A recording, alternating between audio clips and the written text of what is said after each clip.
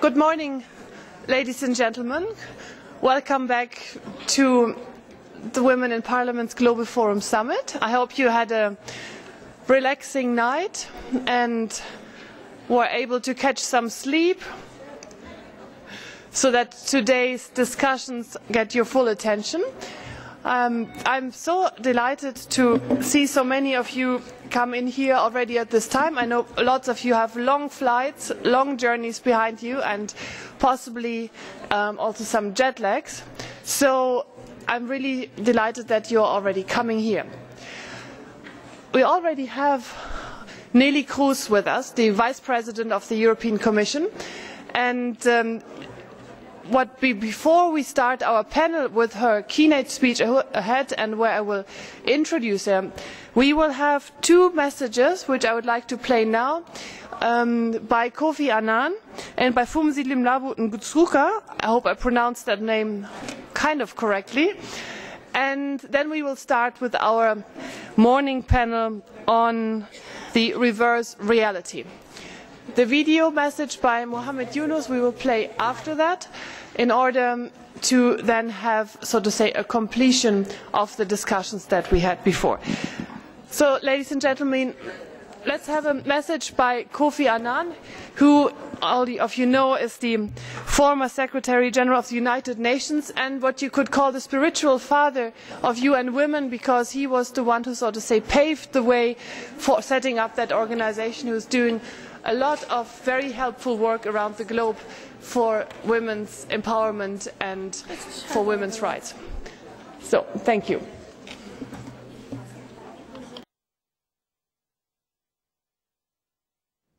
It is a pleasure to address this forum and to mark this important anniversary. 120 years ago today, the women of New Zealand became the first to earn the right to vote in parliamentary elections.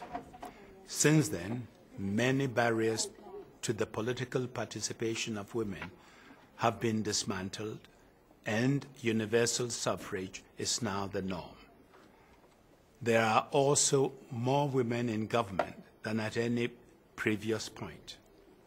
More women are transforming politics, and a growing network of women's groups is helping to increase their representation in governing institutions. However, women still account for only 20% of legislators worldwide.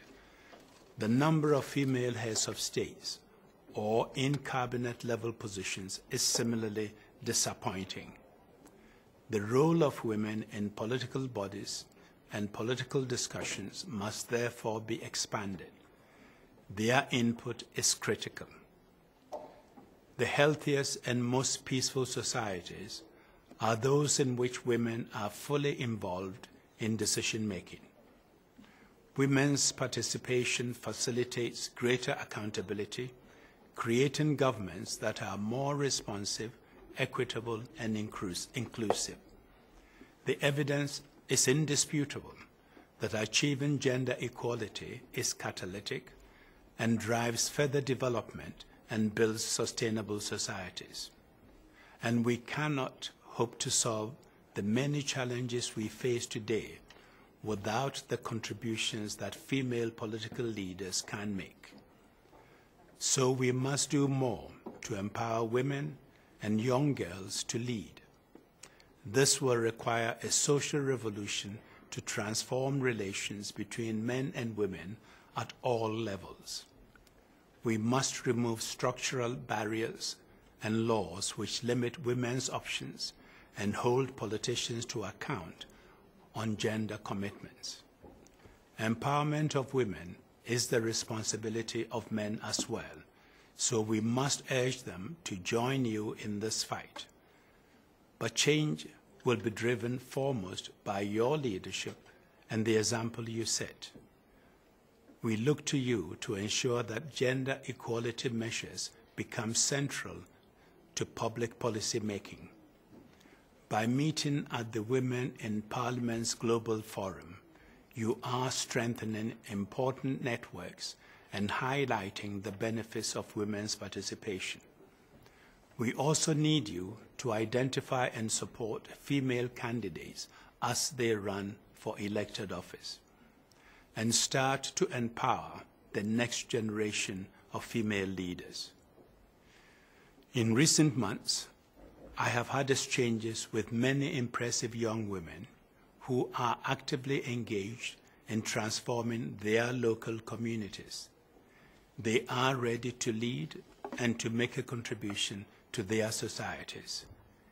If we can combine their talent and energy with your experience and wisdom, there is no limit to what women will achieve in the next 120 years.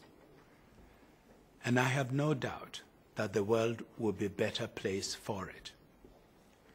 I wish you every success with your forum and look forward to the outcome of your discussions. Thank you.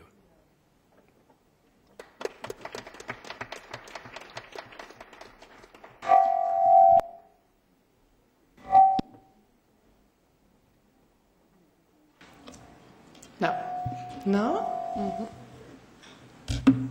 Technology? Okay. Good. Thank you.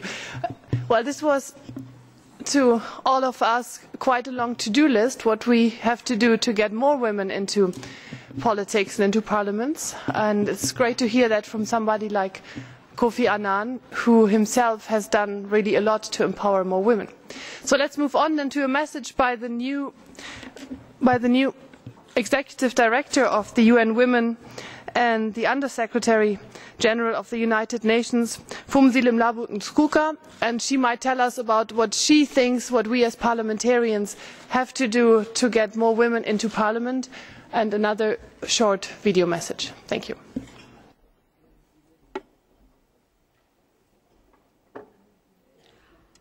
Honourable members, distinguished guests and friends, I'm pleased to join you at the Women in Parliament's Global Forum. As a former Member of Parliament, I have great appreciation for the value of working across party lines on matters of common interest. UN Women is supporting 71 countries on expanding women's political leadership and participation. This is one of our focus areas. From parliaments to peace negotiations, women's representation is critical to ensuring that democracy is sustainable and inclusive. 20 years ago, in 1995, women constituted 1 in 10 parliamentarians. Today, that figure has doubled to 1 out of 5. So progress is there, but progress is slow. Women must therefore be even more encouraged and supported to take up political leadership at all levels. Quotas and affirmative action have proved to be a successful tool to increase the percentage of women in parliament.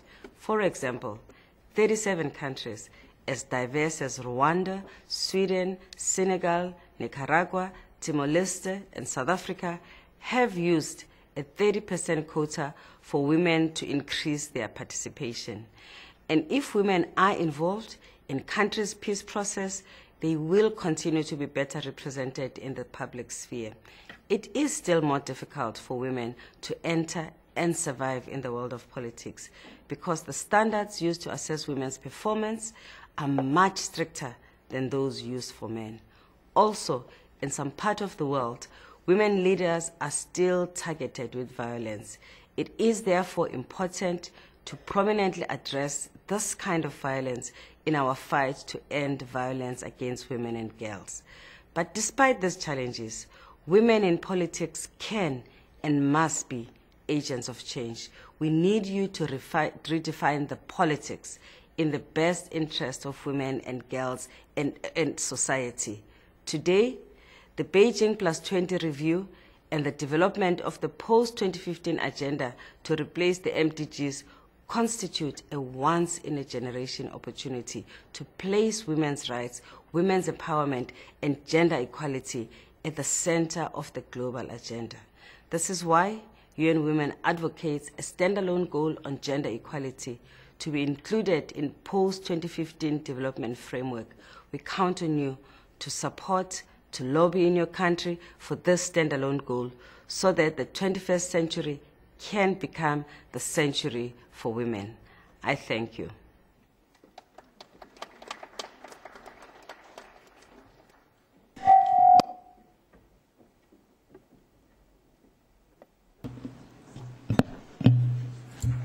So, ladies and gentlemen, now I am so honored and happy to be able to introduce you one of my personal heroes, if I may say so, and a true role model for so many girls and women, not only in Europe, and that is Neelie Kroes.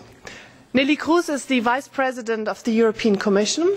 It's not her first term as Commissioner. The first 5 years as Commissioner, she was in charge of supervising that no company gets too big and is dominating the market. So she was steering the competition rules in the EU, and she was one of the most powerful women then already.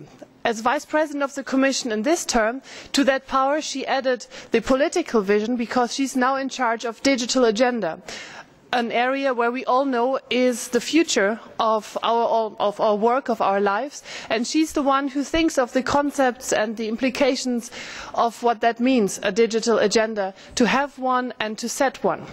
And I'm absolutely delighted to have her here, because she can give us many insights, because in her career, in her impressive career in corporate world, but also in politics, she's been in a lot of situations and gained a lot of experience where we can all benefit from.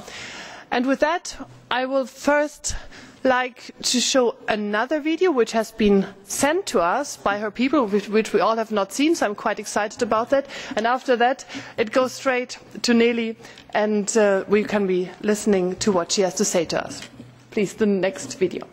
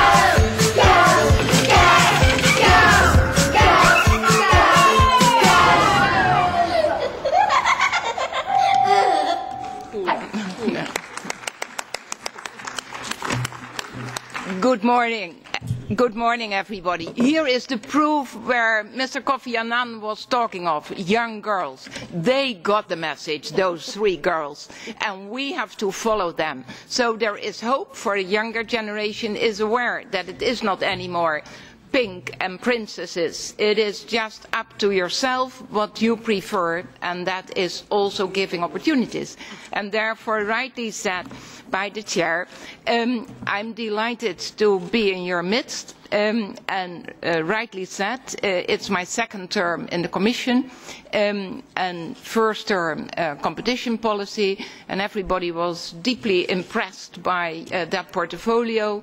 And when I got this portfolio, people were just mentioning to me in the street, congratulations with your second term, but poor you with this portfolio. And my answer was, it is the most important portfolio, for this is giving an opportunity to link every citizen, wherever located, what age and what background and what situation in the family. This is giving opportunities, and therefore it is absolutely a main crossing at the moment that we are aware that digitization is a fact. It's not a matter of are you in favor, yes or no, it is a fact, and we should take those opportunities to get that balance in the gender. No doubt about that. And sometimes people are asking me, what if it had been Lehman sisters? And today, still facing an economic crisis, not only in Europe, we have to answer that question. And of course, we need to invest in jobs, we need to invest for the future, we need to invest for growth in the future, hope for the future, and therefore it is so important with the possibilities and opportunities of the digitization. Those are imperatives. You just can't ignore at the moment. We are here about to get your input too. Would the world look the same if it had been not Lehman Brothers, but Lehman Sisters? It is a very interesting question. And when I was still the Commissioner for Competition Policy and involved in the banking crisis for the state aid, people were asking that question. And my answer always was, and that is a personal answer, yes, it would have made a difference. Why? Because women, and of course I'm aware it's black and white, but in general women are far more sensitive what is at stake, are far more able to work in a team, are far more able not showing egos and not going for that. For me, one thing is clear, we can't afford to just miss so many talent. And accepted ways of thinking aren't going to get us anywhere new. And that is the main issue.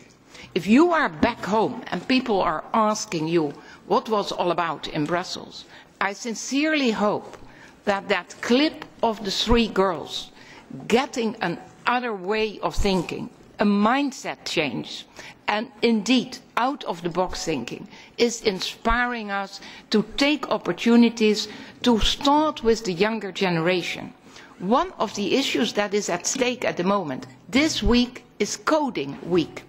And some people, when we had a meeting of the College of the Commission, every Wednesday we have a meeting of the Commission, and my neighbour, and I wouldn't mention his name, when I was mentioning that a 13-year-old girl was addressing me when we had a big digital assembly in Lithuania a couple of weeks ago, and the 13-year-old girl was addressing me and was saying, "Madam, please listen to the younger generation when you are touching upon education, for we are more aware what is wrong with education than the older generation is." And when I was mentioning that, my colleagues were asking, and what did she continue to say? And I said, she said, in just the first grade you should have coding.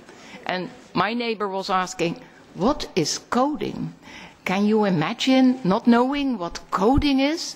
So if that is still the case, where are we, and not in terms of women's equality, but in general terms? We need a stronger and more competitive economy, and we need all the talent. And when it comes to how society treats women, we have come a long way.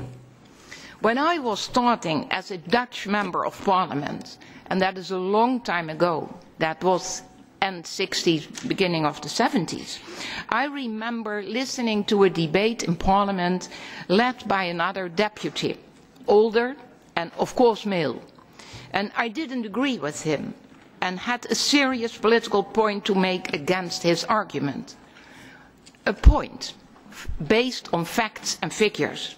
Yet when I intervened to make that point, the only response he made was, to compliment me on my looks and clothes.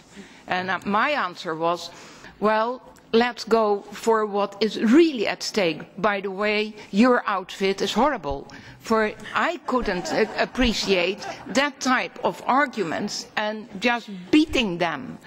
Not engaging with the issues that mattered to my and our country, but just engaging in well, I didn't stand for it then, and I wouldn't stand it for now. Today, we are not in the 70s anymore, and thanks heaven. Young women today don't have to stand for that kind of thing, not as often anyway. That they have a wider horizon, they have greater opportunities, fewer people telling them what they can and can't do as women, but look a bit closer and there are still many areas where, for one reason or another, women are missing out. If I'm mentioning to you that last Saturday there was a party convention of my party in the Netherlands, and it was presenting the list of potential candidates for the European Parliament. The list was 22 candidates.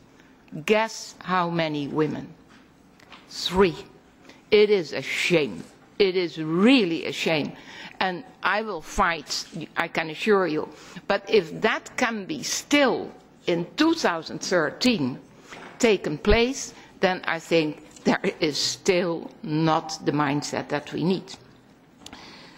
But look a bit closer. The sector I'm now responsible for is a case in point. Information and communication technology is an amazing and an innovative platform. The tools you have at home, the tools you have at work, or even in your pocket are changing everything we do. What we do, how we do in every area, and you can think of. And nowhere do you see the many applications of that technology more than in the sector of web startups. It's among Europe's web entrepreneurs that I see the most innovations, transformations and inspirations. Most of all, it's where I see the hope for our future, to create ideas, to generate jobs and open up opportunities. Europe needs to better support those startups in terms of culture, in terms of resources and in terms of recognition. The Startup Manifesto, prepared by a team of top European entrepreneurial talent, contains some clear ideas for what we can do. 22 actions with already 6,000 signatures and counting. Creating growth and jobs through a better environment for all entrepreneurs, whatever their gender is. Yet women, in particular, are missing out. Especially among ICT sector entrepreneurs, fewer than 1 in 5 of whom are women. Only 3% of women with a degree have it in ICT, compared to nearly 10% of men. And then it even gets worse. Only 1 in 7 women with an ICT degree then go on to work in the ICT sector. And even many leave the sector mid-career. So you have not enough women among managers and decision makers, and not enough women among the communities that matter, the entrepreneurs, like angel investors and venture capital. And let's not forget the girls and the young women out there. And what I was already mentioning, it is European Code Week. The young woman who launched the young woman who launched the Code Week is Slovenian. She wants to get everyone in Europe coding, because it is a skill that we will all need. She has mobilized in her own. She has mobilized over 2,000 coding activities across our continent, involving kids, teachers, coders, startups, parents and grandparents. Coding is fun, and she wants everyone to know it.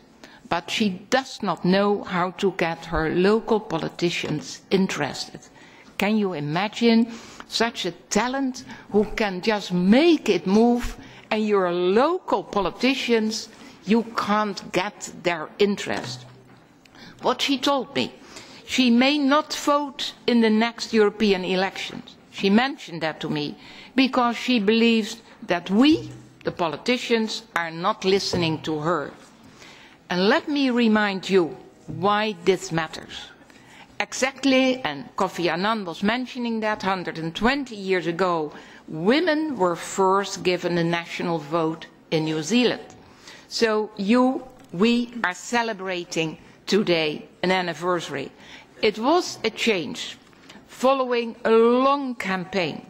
The petition for female suffrage contained tens of thousands of signatures 120 years ago. So that was not by plane or whatever. And all the signatures were handwritten onto a scroll 250 meters long. Kate Shepherd physically took it to the New Zealand Parliament and dramatically unrolled it right there in the chamber. That was a big success. Universal suffrage followed later that year. But today we have far more modern tools for political campaign, digital tools. From brave young girls blogging for a girls' right to education, like Malala Yousafzai, awarded the Sakharov Prize last week, to social media tools that give citizens a new way to interact with their representatives, to online campaigns that can give a platform to desperate, deserving political causes. In short, digital is taking over politics and giving a new voice to the people and to women. But politics is just one example. This tool opens up so many new opportunities, from connecting with distant family to new ways to promote your bright business idea. No longer a tool for teenage boys in lonely bedrooms. It matters for everyone. From hoteliers to health workers, doctors to designers, whatever you are doing, digital tools can probably help you build new, vibrant and active communities. And that is why ICT skills are the new literacy. And meanwhile, the EU internet economy is growing fast and generating jobs in its wake. Indeed, soon the ICT sector could face a shortfall of nearly 1 million workers because not enough people have the right skills. And already the European app economy alone employs 800,000 people, and that was a creation of the last couple of years. Some of them working to become the next millionaire, Mark Zuckerberg or Martha Lane Fox. Others just pursuing a hobby or supporting their community. And that change is good for our economy and good for our society. But it also means that if you are not on board with digital, you are in danger of missing out on a huge opportunity. And that worries me. Our society needs change, needs innovation, and the digital sector can provide like no other. So if we are missing women, we are missing out.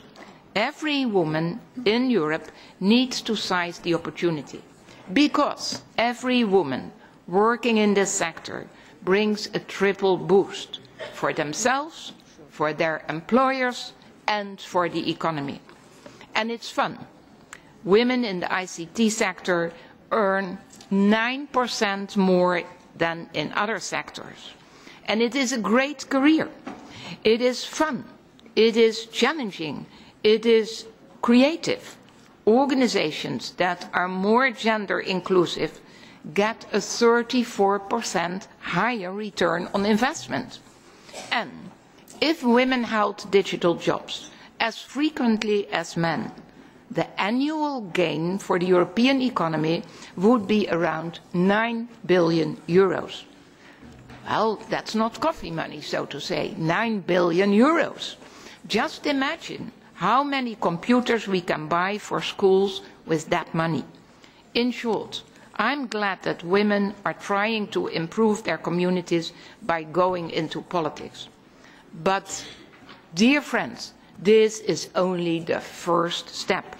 Women are not taking up the opportunities available in ICT, and that worries me.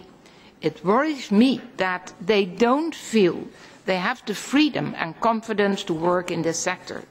It worries me that they might feel excluded or that the sector is not for them. It worries me that our economy is underperforming as a result. It is time to tap that huge talent pool. And we are running out of time. And I was already aware that we are running out of time. So I'm in a hurry. And I'm even more in a hurry after a conversation with my granddaughter. She is 6 years old. She is American and Dutch. She's living in San Francisco. And every Sunday afternoon we are Skyping. And not that long ago, she was just asking me, "How old are you, Grandma?"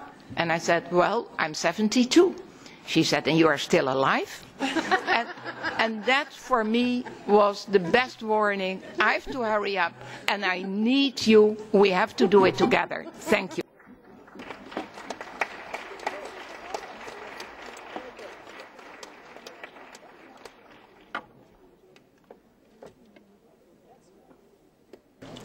Yeah. So thank you very much.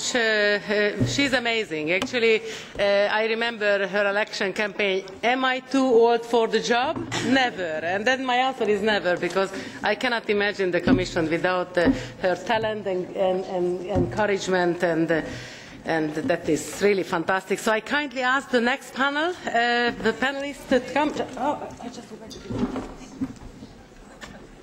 Thank you so much. Thank you. Okay. So, Halla, Tomasdottir, Jörg, Asmussen, Leo, and special thanks for him, because WIP couldn't happen without his support. So could you clap a big clap hands for him? When men supports women issues. Wow, Leo, well done. Then hopefully my fantastic colleague is here, Britta, Thomsen, Kota, in board, that is our common baby. And of course, Pascal Lamy is going to join just a minute, but he just would like to enjoy the commissioner for a few times, because they have been commissioners together. So actually, we are a bit ahead of time, so let's put it in this way. But I just would like to remind you that I'm very thankful that the European Women's Lobby started a campaign with some of us core group members of the European Parliament, just to launch a campaign 50-50. So special thanks for them. Please sign this declaration. Please show that you support the idea of the European Parliament 50-50. What I mean, 50% women and 50% men. So just to make sure that what I'm talking about. So let's make sure that you all support this idea, and we can show our beloved President of the Parliament that the next Parliament is not 35%, it's 50%.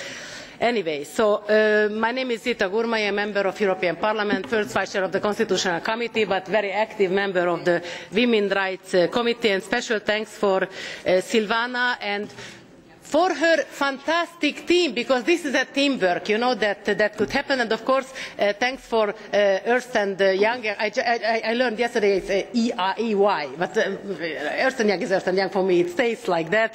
And of course, you are a great supporters of gender equality, and I believe that you could measure what it means when you have more talented women in board. So let's start the panel, and I'm really delighted to do that. So we are going to start with Halla Tomasdottir, founder and lead partner of sisters' capital. So you understand it's not brothers' capital, it's about sisters' capital, so, which means that she got the sense what sisters' capital mean.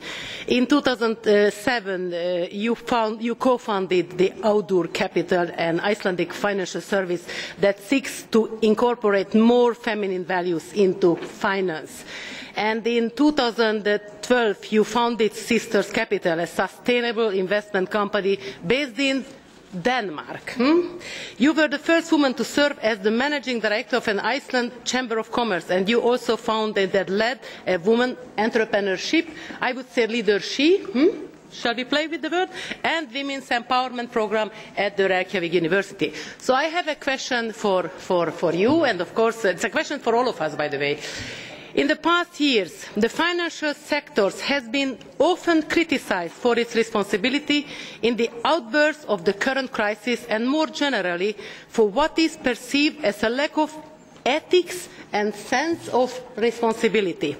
You said that you wanted to incorporate more feminine value in finance through the companies you co-founded. From your experience, how can those values change the way of working in finance? What different perspective can women bring? So this is the question, and actually I believe that the answer is in your hand, and of course the listeners are looking forward to get it. Thank you so much. It's nice to be in a room with so many women and brave men as well, and on the panel with them as well. I would like to go back a little bit, because I am from Iceland, and just tell you a little bit of what influenced me and made me who I am, and made me do the things that I've done. On October 24th in 1975, women in Iceland took the day off. Whether they held a professional job or they worked at home, they simply went on a strike. And they brought the country to its knees. Nothing worked in Iceland on that day. And this was the beginning of a movement that they set into motion that changed the reality for women in Iceland, in my opinion. 5 years later, Iceland was the first country to democratically elect a female, a single woman, as president of its country. 3 years later, Icelandic women founded an all-women political party, and they changed the face of politics. So I am extremely grateful to have been raised and brought up during a period where I had such strong women role models. I come here today from the world of business and finance, and I have invested a lot of my time into driving economic growth by empowering women and girls as entrepreneurs, as leaders, and as board directors. In 2007, I was lucky enough to be with an amazing group of women who decided to take on the sector where the imbalances are perhaps the greatest, the financial sector. We founded the company and named it after one of our foremost Viking women, Audur. She was usually called Audur the Deep-Minded, and her name meant wealth and happiness and clear space over no one has gone before. And this name was very relevant for us.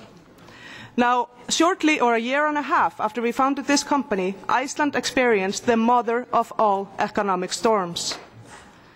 And the financial sector, nearly in its entirety, went under. It's the infamous Icelandic financial meltdown.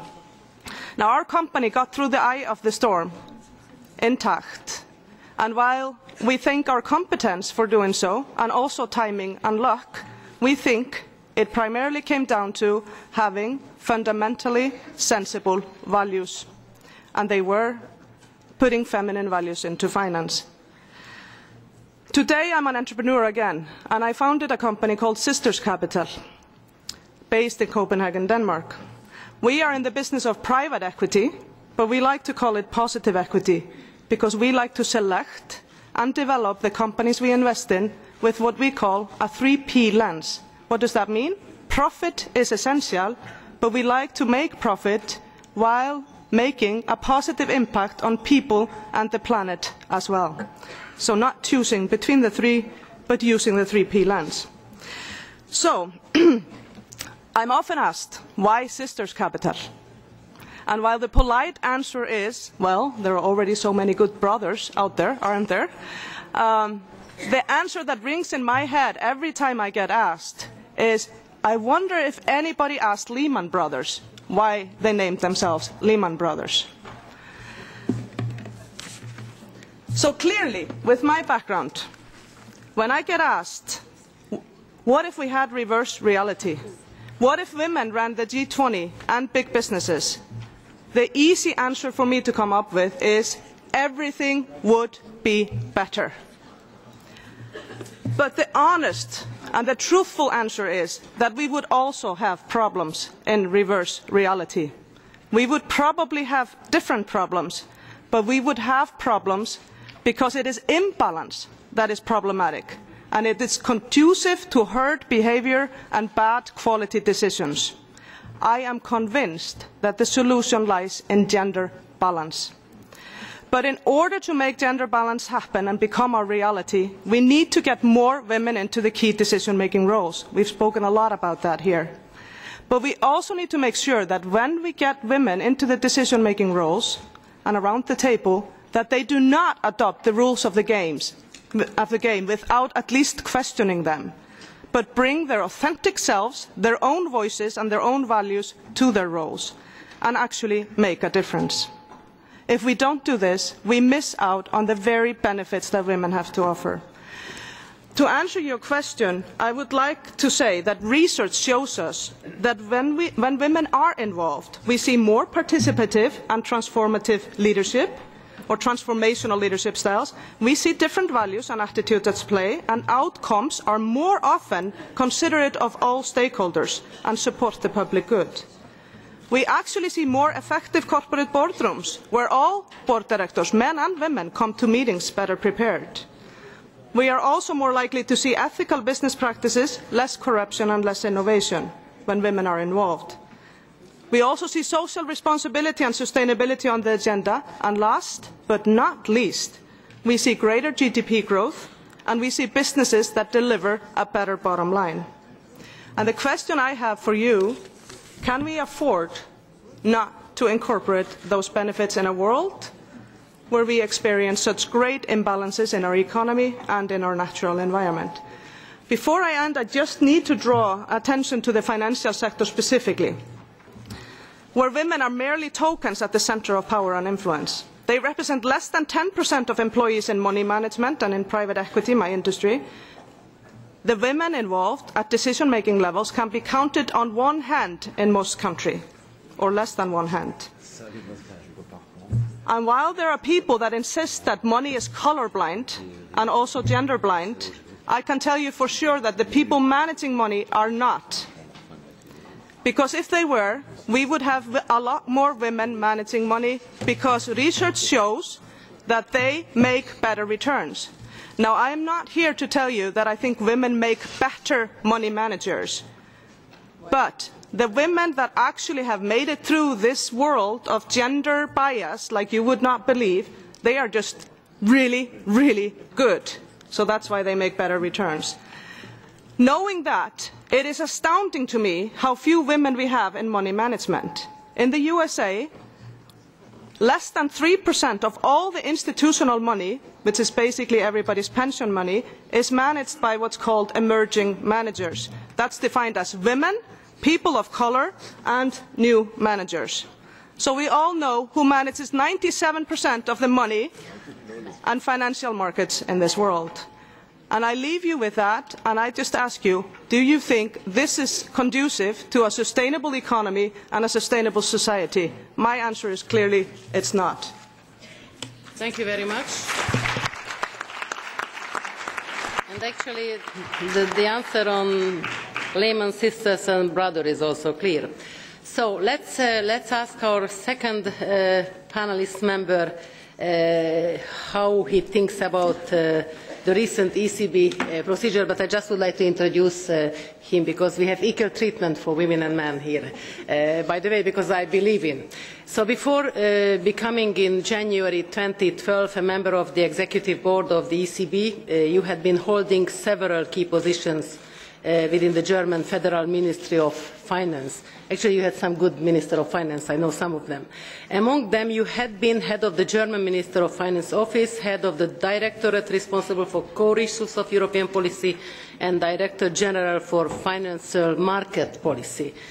From 2008 to 2011, you are State Secretary at the Ministry of Finance responsible. So the question, there has recently been a growing discontent about the absence of women among the executive board of the ICB. I'm sure you know, and of course the Parliament, our Parliament, had been particularly vocal and engaged on this issue. This had led the ECB to recently announce that it would be double the number of women in management positions. So that means that the Parliament has a strong voice, and we were very clear with our demand, and you were good listeners, because I believe that we couldn't achieve if we would not be good listeners. And of course, I'm very grateful that the ECB also recently announced the nomination of a woman, Danielle Nau, as the chair of the Banking Supervisory Committee. So in the meantime, Janet Yellen has been nominated to the first chairwoman of the Federal Reserve, as Anni Podimata, our Vice President of the Parliament, talked about yesterday at the opening. Is Europe behind in terms of women holding top positions in economic and finance? That is my first question. The second, we have the feeling that without pressures, especially from our Parliament, things wouldn't have moved. How do you analyze the situation? What can women bring in terms of added value? And I would like to get this from your personal experiences. First, you are welcome. We appreciate very much that you are here. And I hope that you pass the positive message of our colleagues, women from all around the world, the Parliament, and of course, supportive men, because I believe that this is a common business. Yes, thanks. Yeah, indeed, you need supportive men, because in central banking we are a very conservative place. And if you want to change this, we need support, and the European Parliament was very supportive in this respect. If I go back to the title of our debate, what if Lehman Sisters? I mean, it invites us to a kind of thought experiment. What would a reversed reality look like? Would it be a better place per se? And I doubt it. There is, of course, plenty of empirical evidence on gender differences in finance and risk aversion. Experiments and field studies on gambling and betting show that women, on average, are more risk-averse than men, but I stress the term on average. This is very important in a debate which easily goes into clichés or stereotypes. And my anecdotal evidence, as a father of two young ladies, 5 and 6, shows me they can really demonstrate hazardously behavior on the playground. But as an economist, of course, I have no reason to doubt the empirical results.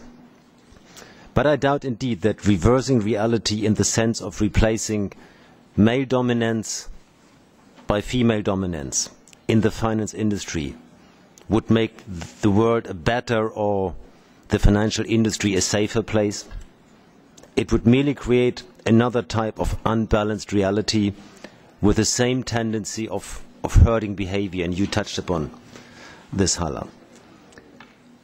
I am, however, deeply convinced that it's time to change reality and to strive for more gender diversity, and I will try to answer two questions from the perspective of the European Central Bank. The first one, why is gender diversity important? And second, how to get there. And we see 3 reasons for this. And they, of course, are well known to you. The first is that gender diversity brings new insights and skills to an organization. And this is an asset and a competitive advantage. Mixed teams achieve, on average, better results. And one can see this if one takes a comparison to soccer. Yeah, you need brave strikers, ready to take any risk and not shying away even if it hurts. But to be successful, You need the midfield, setting the scene for others and willing to run the extra mile. And you need the very cautious defense you can rely on in order to be successful. Second, gender diversity allows accessing the widest talent pool. 50% of newly graduates are women, and the majority of graduates with top grades are female. And we simply cannot afford to not make use of these human resources. And this argument weighs even higher in aging societies that are facing demographic challenges. And third, gender diversity is simply a question of fairness and chances of participation in a modern society, and it's key to work-life balance for modern families. And in this sense, gender diversity is not only about affirmative action for women in the workplace. As I see it, there is something in for men as well. It's really about gender balance. And the most men that I know have a reluctant or a clearly negative attitude towards gender diversity, and they enjoy making fun of it. They're often simply scared about their own career prospects. What is only rarely seen, however, that improving the chances of participation of women in the workplace goes hand in hand with opportunities for men to engage more in family life, leaving the stigma and the role models of the 50s of the last centuries behind us. And I do many men, like me, who do enjoy this. And we should therefore change our attitude towards gender diversity in the first place. The question is, how do we get there? I have been convinced for the need for change and more gender balance for a long time. But I have changed my mind on how to get there in recent years. When I graduated from university and started to work, I thought that for my female fellow students, eventually equal career opportunities would open up as for me and as for my male fellow students. But my professional experience over the last 20 years showed, in general, that this was wrong. And the figures speak for themselves. And I just want to quote one compelling example that I found. The UK's Equality and Human Rights Commission found in 2008 already that it would take 70 years to achieve gender balance in the UK's largest 100 companies at the current rate of change. And we need to speed things up. And second, we need a critical mass to achieve a breakthrough. McKinsey comes to the conclusion that the environment for women in senior roles improves only when about a third of leaders at that level are female. And I would like to share with you at the end how we at the ECB would like to achieve this breakthrough.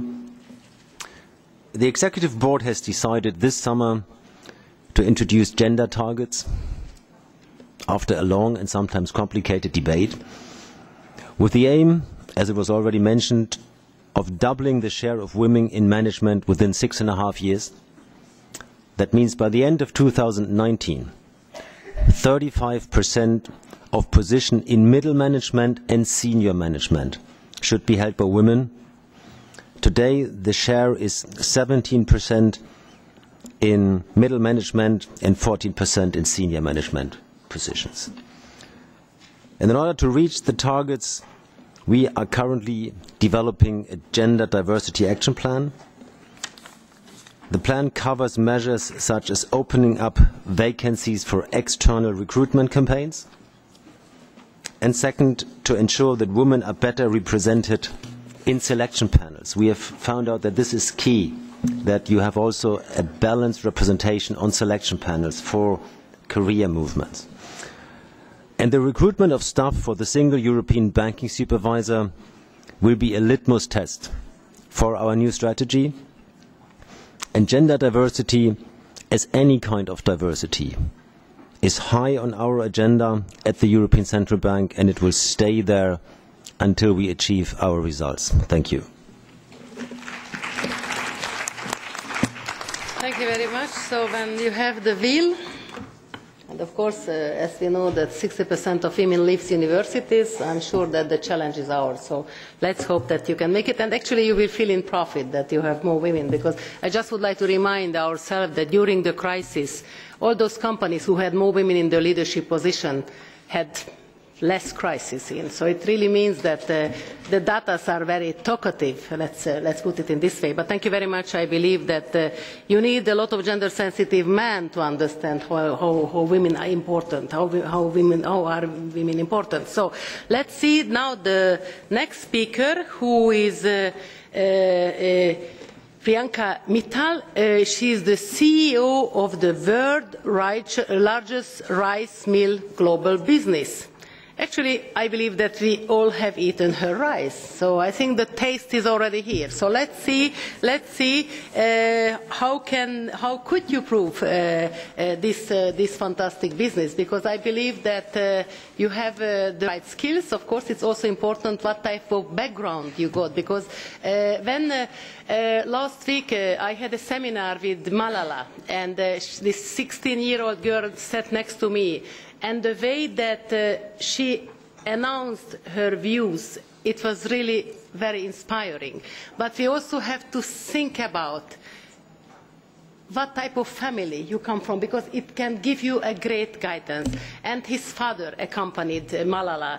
And of course, it was very clear that mother and father of Malala were extremely supportive. And that is extremely important when we are also in the crisis, that you need the generational dialogue as well.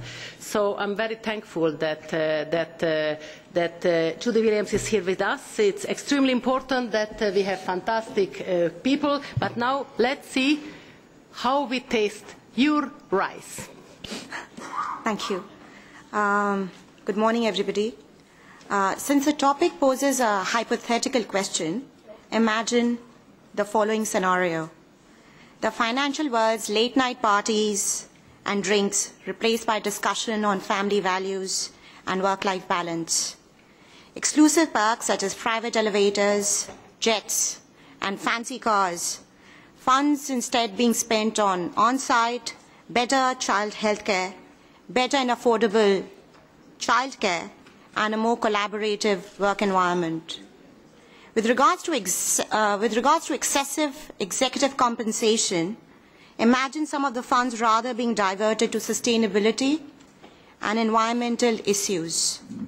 And lastly, picture a truly multicultural and diverse human capital base rather than the typical Anglo-Saxon work culture.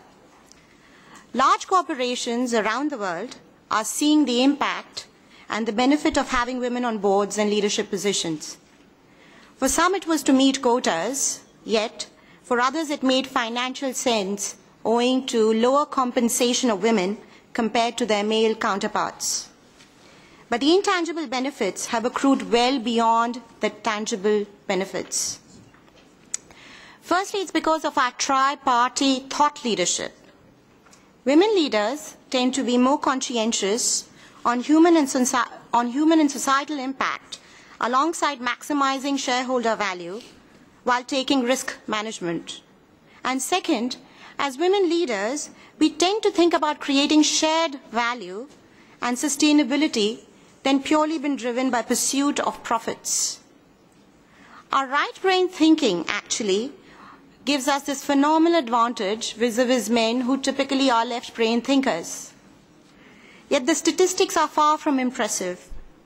As per McKinsey's latest survey of US companies, on average women make up 53% of entry-level positions, 40% of managers, 35% directors, 27% VPs, 24% senior VPs, and only 19% CEOs. So while there are many inspirational stories that are paving way for more women leadership, there still exist many constraints which require immediate addressal by all. Firstly, there is a real shortage of role models for women, This is the number disadvantage. The lesser the number of women leaders, the fewer the role models. Secondly, there is a traditional industry bias. This gender bias makes only certain sectors, such as banking and IT, attractive to women, and hence women need a fair chance and a greater opportunity across all sectors. Thirdly, there is a lack of ecosystem and network. We all agree that men's networks and support systems are much larger than women's. As change makers sitting here in this room, I urge all of you in creating an ecosystem that nourishes more women talent, giving them the stimuli and environment to succeed. And fourthly is the highly spoken and well-known the motherhood penalty. It is estimated that only 60% of the women really work past the birth of their second child. Many countries already have legislation on maternity leaves and severance pays and an opportunity to join back at the same position later. But this needs to be lobbied globally and more concertedly. And lastly is the compensation divide, which while everybody agrees, there is nothing much that's been done. Despite being intellectually at par or better than their male counterparts, women leaders have globally been underpaid relative to men. In some countries, it has been 60% lesser than their male counterparts. I urge all parliamentarians here to bring about legislation that ends this biggest discrimination that still pervades today. As leaders in either policy making or in business, it is upon us women to ensure that the best women are promoted, create a more equitable culture that promotes gender equality, not just in talk, but also in action. Thank you very much. I have the impression that you could be an excellent parliamentarian because we learned how to speak 1 minute, 2 minutes, 5 minutes, and this is not an easy exercise. Even I'm always preparing in paper and trying to practice because I believe that speaking short is also means you are on the topic. So I appreciate very much, and of course we are more than welcome that you come here.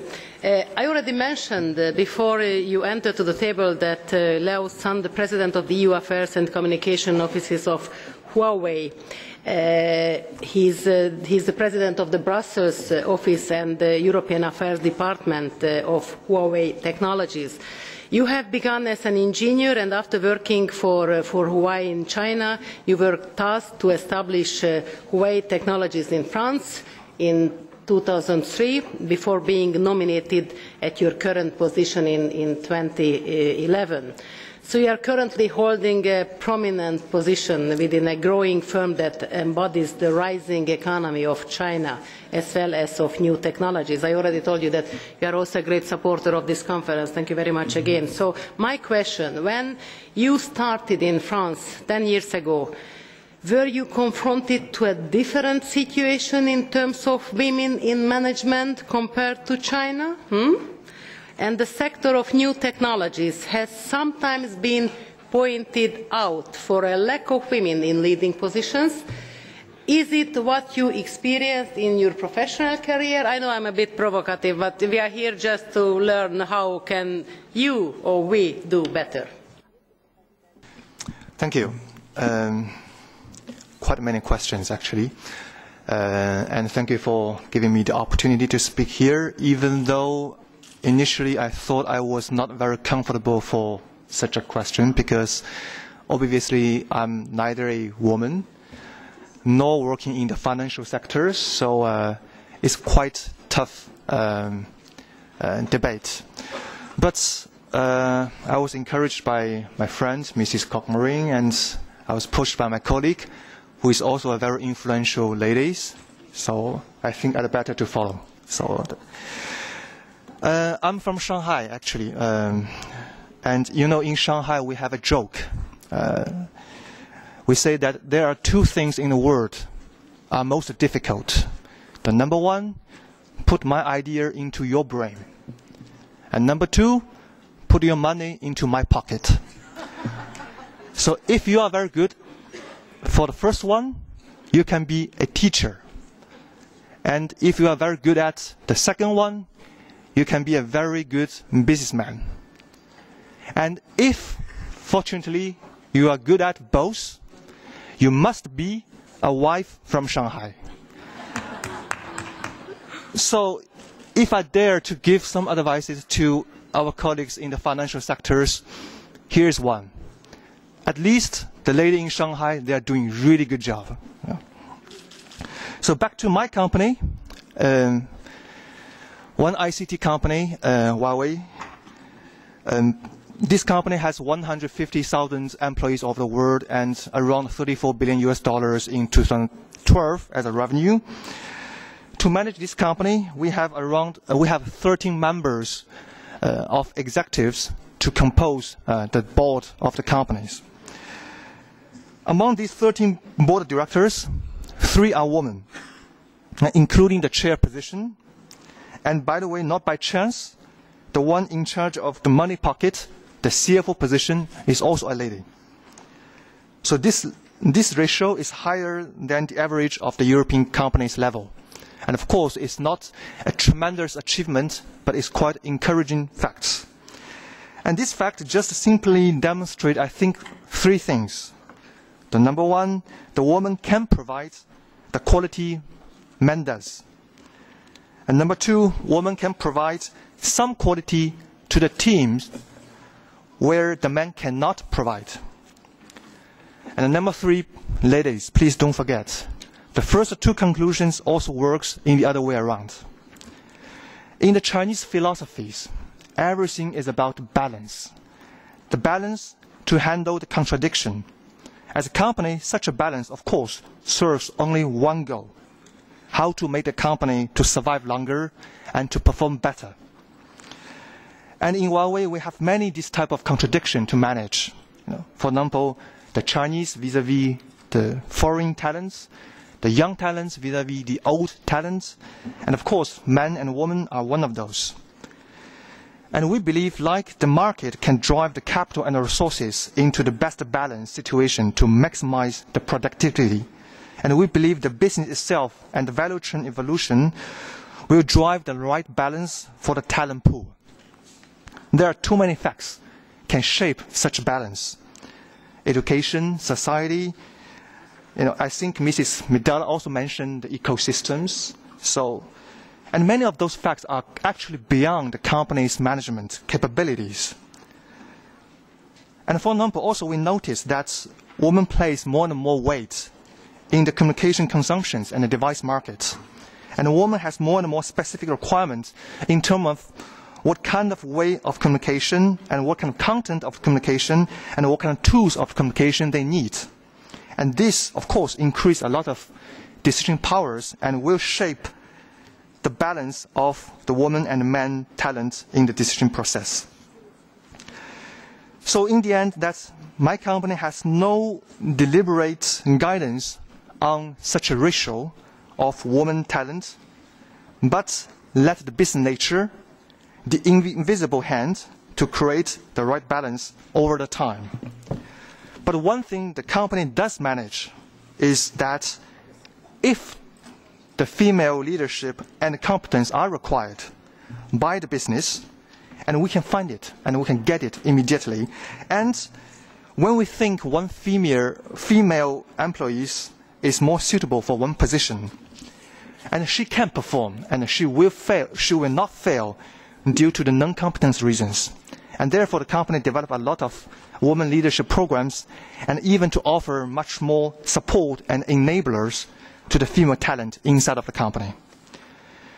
So just to conclude my answer to this panel debate, by the way, it's written by my colleagues, and I think she is absolutely right and absolutely safe answer. So what matters is not if the man or woman are taking such decisions or leading the companies, but the right people are in the right position to take the right decision matters. And this only can be ensured by providing equal opportunities and overcome all kinds of different prejudices. Thank you very much. Thank you very much. And of course, if you have friends like Silvana, I'm sure that it's not only a great challenge, but of course it's also the so-called diversity among us, because I believe that's what we should learn as well, that the different nationalities, not only within the European Union, but outside of European Union, men and women, disabled, migrant, how can we cooperate together? And of course, we have cultural differences as well. So I think it's also extremely important when you do business to take into consideration. So this is a privilege for me to ask my colleague. Good day, Britta. Good morning, Britta. She's a fantastic colleague of mine in the Women's Rights Committee. She's a great fighter. She's also a member of the European Socialist Party Women Organization Executive. She is a great fighter. As I told you, after studying in Lisbon and Denmark, you have been a teacher, then a consultant dealing with European projects in the area of education and human resources, then labour market issues. You have been member of the executive committee of the Danish Social Democrats and were elected as member of parliament as me 2004, so that's your second term. And of course, you are an active member of the Committee of Human Rights. You are the coordinator for Socialists and Democrats, doing an excellent job, and of course, really encouraging younger women to make the good business here and there. Thank you very much, Zita. First of all, I would like to thank or congratulate the organisers with this fantastic event. I am really, really impressed. This is really, in such a short while, being able to gather so many women on such important topics. It's impressive, very impressive. And then I want, of course, to thank you for the invitation. Silvana, for me, to speak here. As a chair of the Women's Rights and Gender Equality Committee for the S&D Group in the European Parliament, I work every day to improve gender equality in the European Union. And slowly things are improving at the moment, because last Tuesday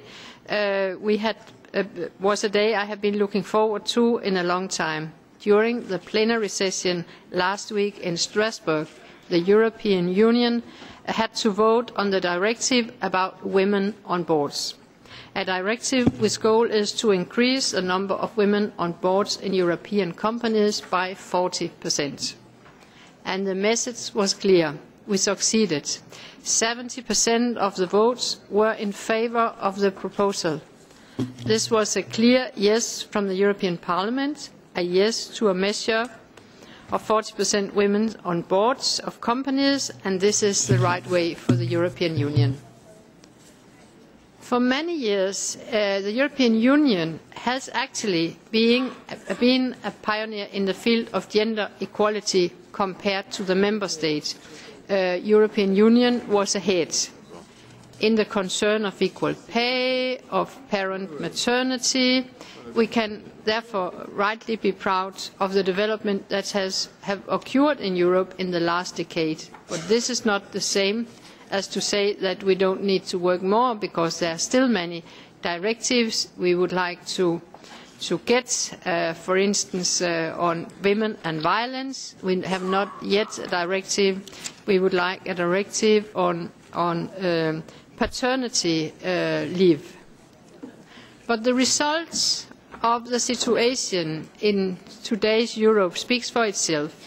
Today, 60% of all university graduates in the European Union are women. And when women get the highest education, this should be common sense that women should be treated as if they were just as qualified as the men, as the 40%. And therefore they should also be the leaders of the enterprises. But this is not reflected in this reality today. Unfortunately, women are still facing a glass ceiling that prevents them from getting the top position in business. Even to this day, corporate boards are dominated by one gender. The fact is that more than 8 out of 10 directorships are held by men, which doesn't leave much space for women. But this is not good business, because we can simply not afford only to recruit leaders and managers from only less than half of the population. Until today, we have lost a great economic fortune, but hopefully the target of 40% women on boards now will change this. As I see it, the goal is not, of course, to swap the position of the two genders. We shall not just replace a male domination on board in the management with a female domination. But I believe when recruiting new board members, we should look on the more qualified persons, and this is what is in the directive. This is a directive that should measure the qualification of the candidates. Enterprises are not punished if they don't achieve the 40%, but they are punished if they will get sanctions if they don't choose the best candidate. So it's in the selection procedure that we have established the sanction to prove that we want the best candidate. In Europe, the process of getting more women to the top goes very slow. To promote female representation on board, voluntary initiatives have in recent years been introduced at national and European level by many of the governments, but the case is though that the voluntary initiatives have not changed the situation significantly. Only in countries where quota legislation have been introduced, visible progress have occurred. Several European companies have set measures up for themselves, internal quotas. For instance, the Deutsche Telekom has decided that women should constitute 10% of the managers at all levels in the company in 2016. And this is logic, because if women cannot make career in a company, they will not apply for the jobs, which means that the companies will not attract the best qualified candidate. So there is really a logic in enterprises setting up themselves targets for female leaders. And if we don't take advantage of women's abilities, it will have serious consequences. If Europe is to succeed in the global competition, it demands that we recruit from the entire talent pool, also among women. Or to put it in another way, all the talent needs to be in the game. It is the skilled and productive women who are going to ensure the innovative growth for the future. And it is the women who will carry the European Union out of the economic crisis. I believe the best way to improve the gender equality is by introducing initiatives which will promote women as board members, as managers. Initiatives which goals are to support all women out there who cannot get through the glass ceiling. By enforcing the gender quotas on board, the European Union are clearing the way to the boards for the best talent and the best candidate, and achieving better equality among the two genders. Thank you very much for your attention. Thank you very much, Britta. And our last speaker of the panel is a great friend. Of course, he is a member of the advisory board of WIP, so actually he took into consideration that it might be a good activity what we do here, and hopefully next year we will be somewhere else in the world, and of course you are more than welcome to continue business as usual, as I would say.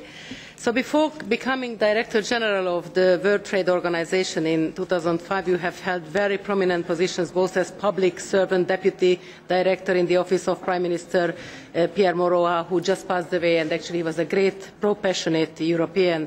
And if I should tell a story with him, he was the one who made it clear that we need a train between Paris and London. So actually it's good to have a type of memory who our pro-passionate European has been. Chef de Cabinet de President of Commission Jacques Delors, then European Commissioner for Trade, and in the private sector, member of the Executive Committee and Director General at the Crédit Lyonnais.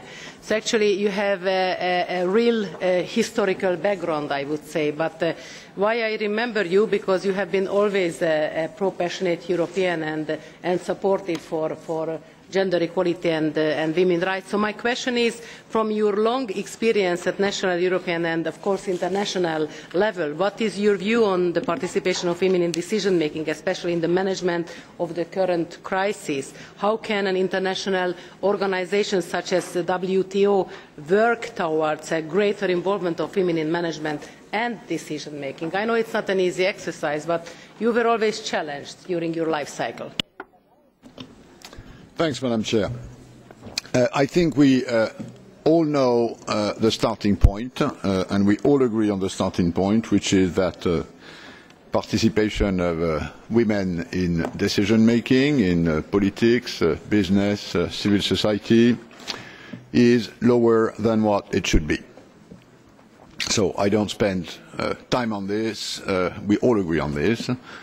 And I think the only relevant downstream question is how do you change this?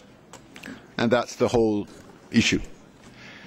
And my experience, for what it's worth, and I'll say a word about the international system and a word about trade, as requested by the Chair, my experience is that there is one simple answer to that, which is affirmative action. That's the proper strategy. I know there can be a lot of intellectual, conceptual, academic, philosophical, political debates whether this is a good approach or not. I leave all this aside. I just look at facts, experience. That's the only method that works. And let me take the example of the international system. I've attended international conferences and notably G20 meetings year after year after year. If you look at the table of the G20, you have two women, one from Germany and one from Argentina, which is a sort of 10% minus proportion, because in reality there are more than 20 countries.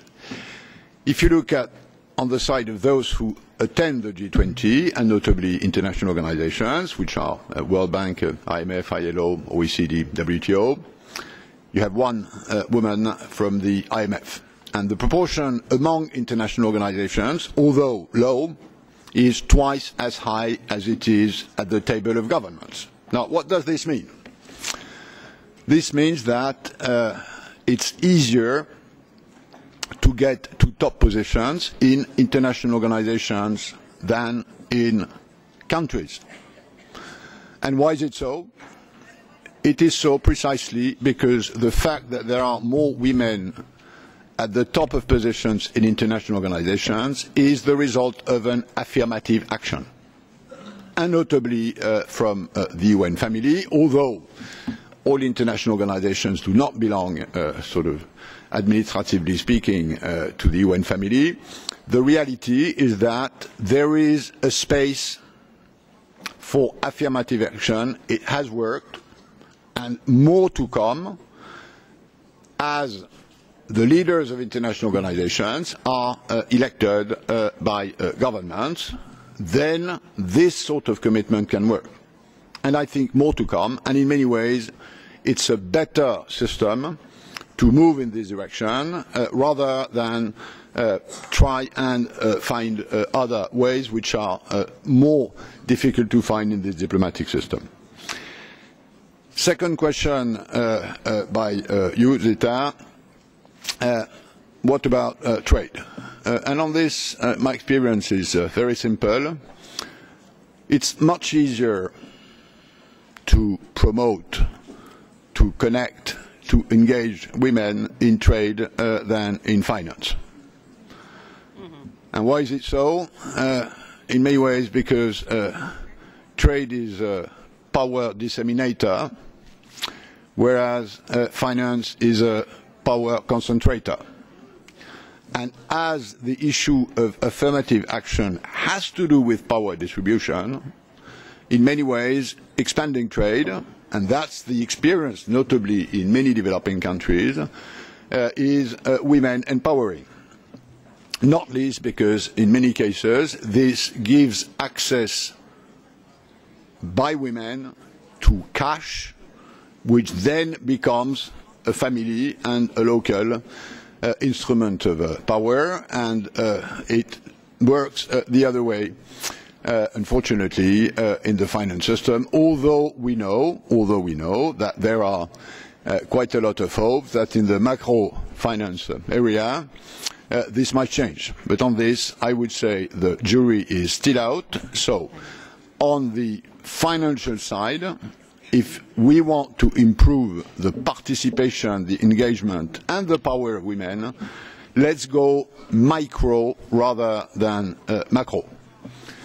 And finally, after having underlined what our colleague Thomsen just said about what Europe just did, and I think this EU directive on women membership in boards is a big step forward. And by the way, you've done an extremely good timing, because that was voted last week and this conference is taking this week, so you have something to put on the table, which is always good. It gives a bit of credibility to the European Union on this. My own sense is that what should be done, whether formally or informally, and that's what I practiced in my life the moment I started having, let's say, #1 positions, is to make sure that your team, the one you decide on, and nobody else, is parity. And I think this simple rule is an enormous change, because it allows for promotion of women. And that's my own experience. I've always had, the moment I had #1 positions, teams with parity, and the result of this has been boosting the promotion of females and women I took in my teams. And I think this channel of promotion is something very concrete, very simple, and my proposal is that all leaders in international organizations take this commitment. The moment you do that, you will add one more bit of energy to this fight. Merci beaucoup. Thank you very much. Now, as I told you that we started with a little delay, I would like to offer to have 1 or 2 questions, but at the same time, I would like to greet Louis Michel, who is not only a great colleague of the Parliament, but he is the co-chair of the Africa, Caribbean, Pacific, who just came back from Ethiopia, so he is the hero of today, by the way. And of course, I'm also very pleased to greet 2 ex-prime ministers who are with us. From Finland and from Iceland, so we have really great human beings. So I would say that if we could measure the women power in this room, then I think that we could really change the world right now. So let's see who are the colleagues who would like to make comments or ask questions. Or this is still the dreaming period of last night. We had a fantastic dinner, by the way, and the award ceremony. Okay, if this is the case, then I just would like to make some... Oh, okay. Then I kindly ask to introduce yourself, and then just ask who is the question to, which panelist. And welcome again. Yes, thank you, Chair. I'm Modine Tambwe from the Network of Migrant Women, and my question is a bit directed to the one who would feel like to answer them, at least the first one, about the gender gaps in politics and participation. It's, of course, a key to have women involved, but as a migrant woman in EU and a global level, I think this also is important for migrant women to be at international level also represented, the gender gap between the genders. I think it's very important. And for financial, someone said yesterday, if your dream don't scare you, then it's not worth it. And I must say that microcredit doesn't scare me. And I think male finance shape is scared of giving big amounts to women. And I think that's where we should start thinking of the box and give them big amounts to do things, since we know that with little they do a lot. Thank you very much. There is one more question, and I really would like to close because then we have the award ceremony. Yes, please.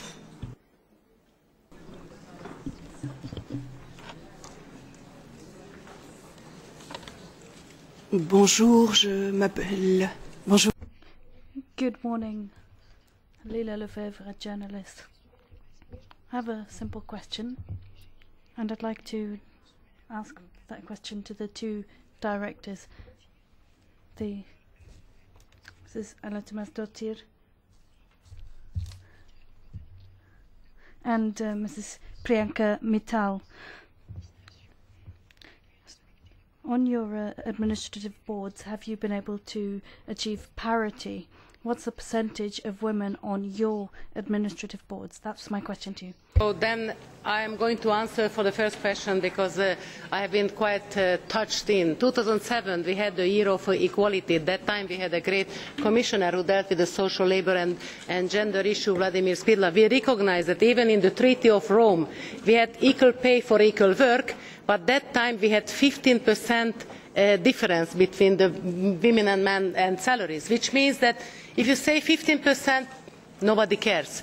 But if you say that you work 54 days free or almost 2 months extra as women, so then of course this is the campaign that we led with Britta and with Irak. She is also a great sister, and Marianne Miko with the European Socialist Party Women Organization, because we really wanted to make a campaign close the gender pay gap, because the problem is that the poverty still has a woman face. And if we would like to close the gender pay gap, one of the reasons just to close this poverty gap.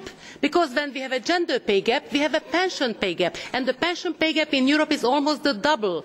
And then if you see the crisis, how it affected the gender pay gap, then it was 18.4%. This year is 16.2%, which means that women have to work 59 days, which means 2 months or 14 months, I would say, instead of 12 months. So that's why it was extremely important that time Vladimir Spidla and Neelie, Kroes and Pascal really supported this campaign. And we have a European Equal Pay Day because we really wanted to push this through. We had a report in the Parliament, and of course we are still working on. But of course we need political will. So the reason why my party would like to have a commissioner who deals with gender equality and women's rights, because the only way to close the gender pay gap, you need somebody who is really dealing with this issue with political will and a proper program. So that's why I believe that we should take it serious all around the world, close the gender pay gap, and then be the front runner to show that then we don't want to have any poverty any longer. And of course, concerning the second question of our sister concerning migrant, Pascal, if you could make a comment, and then we have the two women colleagues from the panel. No, I just will concur that in finance, the way to promote women participation and power is to go micro. And that's one of the lessons of microfinance, which is that it works better in this direction, although not all experiences I've seen are totally conclusive. But I think you're absolutely correct. That's the proper channel in the world of finance. Thank you very much. So, yep, let's start with Ms. Mittal. Yep, can you start?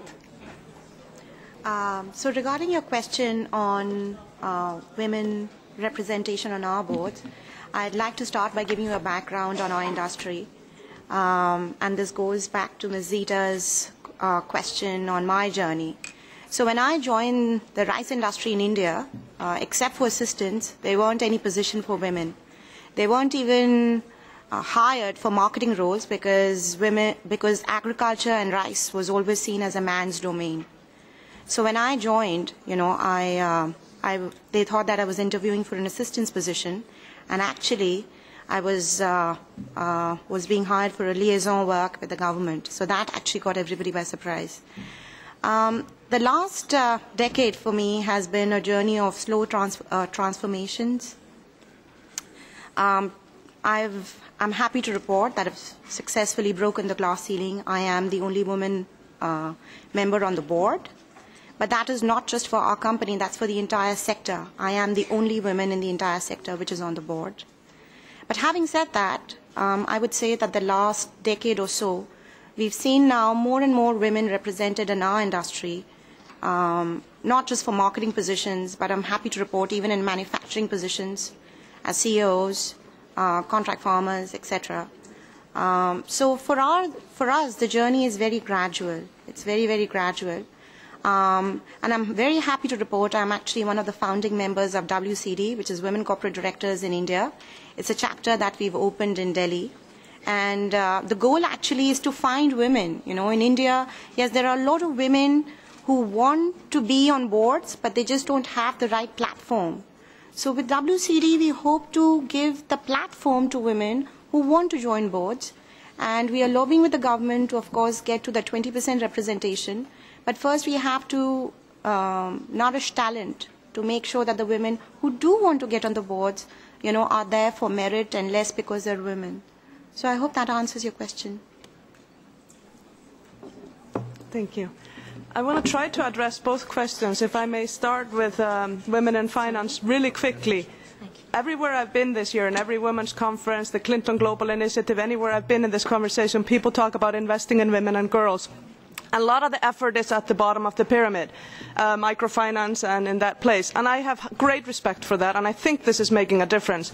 But I think the lack of balance, or the imbalance at the top of the pyramid, is really the source of the problem at the bottom of the pyramid. So I think this is where we must focus attention. And yes, we need to move capital at scale into the hands of women and people who think differently about what they ask for when they invest. Now, to your question about the balance on the board that you asked earlier, when I founded my company in Iceland, and our team was all women on the management team, but on the board we made sure to bring on men. So our goal was actually bringing in men in order to create a balanced management team. And currently I'm working on a very balanced team. So I believe it's about gender balance. It's not about, I know the good things about being in an all-women crowd, but I also know the drawbacks of reverse reality, just as well as I know the drawbacks of a reality that is 97% of men managing the money. It's not sustainable, and we're going to have another economic disaster pretty shortly if we don't get busy and change it. I'm convinced. Thank you very much. So I just would like to thank all the panelists. I don't know if any of you would like to make a comment. Of course, you have the freedom of speech here, so don't hesitate. So thank you very much. I just need to do some announcements. First of all, somebody who hasn't got a European plug lost the telephone last night at our dinner, so it is with us, so make sure we carry it, but of course it's switched off, so we don't know whose telephone is it, but the charger, it looks British. Okay, so that's the first. Second, I would like to welcome the Saudi delegation from Shura. They are the first group of women to join officially this year. So I just would like to welcome our sisters, and I kindly ask them to stand up. Toraya Arai Dalai Al Harbi Etam Hassanaim and Mastura Al Shamar and Oda Al Helaisi.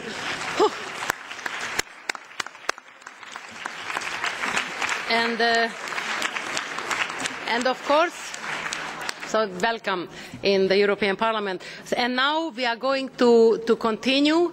We are going to have the award ceremony, which is going to be one floor down here in the European space of Yehudi Menuhin. And then after this, of course, we have coffee break. And please be back, because Jodie Williams is going to make the keynote speech, and everybody needs on the board when she's in the room. So enjoy the ceremony, enjoy the coffee, and then greet the award winners of yesterday and today, and then be back on time. Thank you so much.